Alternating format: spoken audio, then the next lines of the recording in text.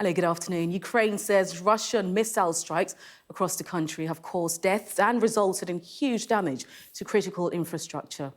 Authorities reported explosions in the capital, Kyiv, as well as the southern city of Kryvyi and Kharkiv in the northeast. Well, I'm now joined by the former senior British intelligence and security officer, Philip Ingram, who's here with me now. And so, Philip, what's the latest then that we're getting on the Russian attacks in Ukraine?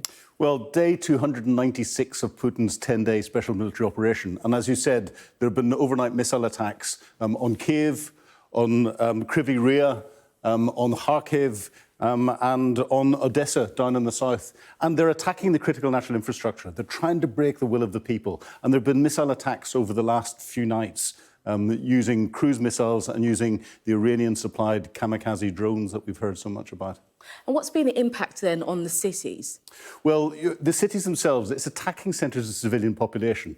It's attacking living accommodation, it's attacking areas of power infrastructure and water infrastructure, and it's causing huge devastation. These are cities and towns that we could be walking through any town there is in Europe where people are preparing for Christmas, and then the missiles come in and we see the level of destruction that we got on the screen here. It's horrific. It's attacking the people. This in itself is a war crime.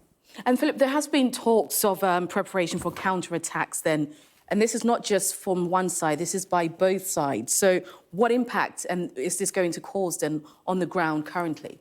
Yes, it's interesting. The Ukrainian Minister of Defence last night turned around and talked about the Russians preparing for counterattacks. And within that, there's elements of one Guards tank army preparing inside Belarus and training and bringing a lot of the reservists that we've heard so much about over the past few weeks in to train with them on about a 3-month training package. That's what you want to do just before you carry out a counteroffensive. And the Ukrainians would want to get that out there because it is telling the West, keep supplying us weapons, keep supplying us ammunition that we need.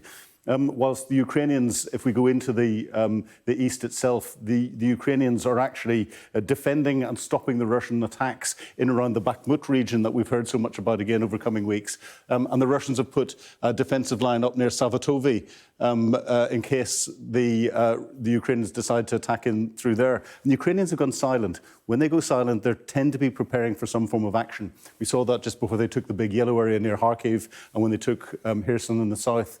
And they're fixing the Russians in that Bakhmut area, so they're keeping them there, which would give them options to come in through the north or come in through the south in Donetsk if they were going to do a counteroffensive.